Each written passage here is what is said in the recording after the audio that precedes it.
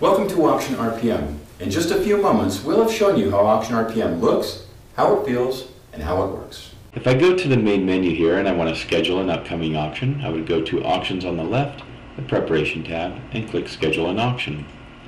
I would just type in the auction name and the location where it will be, and choose from the calendar of the date and time that auction will take place.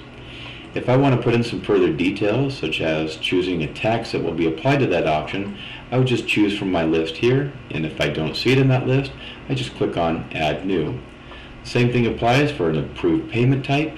I accept credit card, check, or cash with an associated buyer's premium.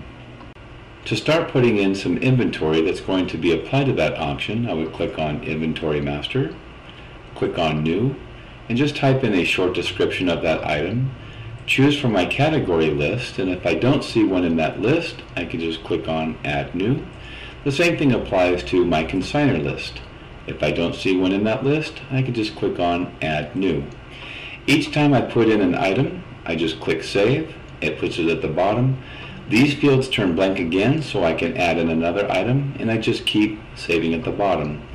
Once I have finished with the inventory add process, I just click Done, and my inventory is listed all here at the bottom. If I would like to take that general inventory and put it into an upcoming auction, I would just go to Add Edit Lots, select the auction that I want it to be in.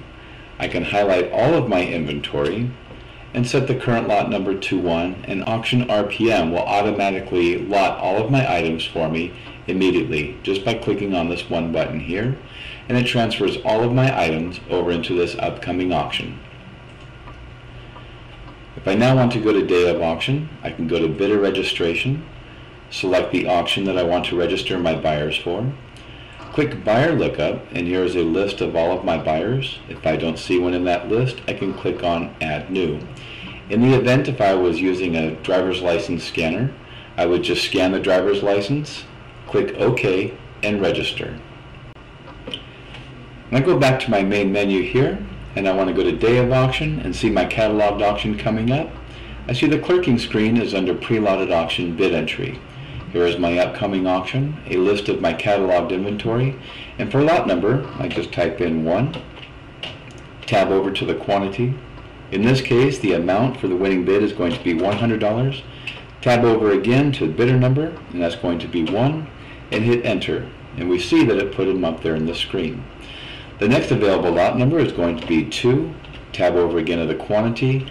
The amount on this will be $50, and I tab over again to the bidder number. In this case, the bidder is going to be winning bidder number 2. I just hit Enter, and again it puts them up here in the grid. In the event a buyer would like to go ahead and check out while the auction continues, I would go to Accounting on the left and hit Create Invoice.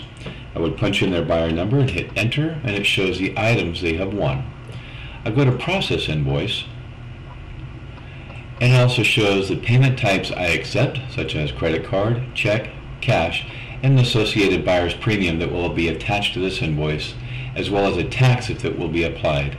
I would go to Finalize Invoice to continue checking out that customer. If I click on Cancel, and I go to Tools on the left, Advanced, Import Data, it shows here I can import my entire buyer list, consignors, and all of my inventory. If I click Cancel and I hit Exit, it shows that I can back up all of my data somewhere else if I choose. Thank you for watching our Auction RPM video. The next step is to download the software. Also, let us take you on an extended tour of the program. If you have any questions, please call our offices and make full use of our tech support. We thank you for evaluating Auction RPM.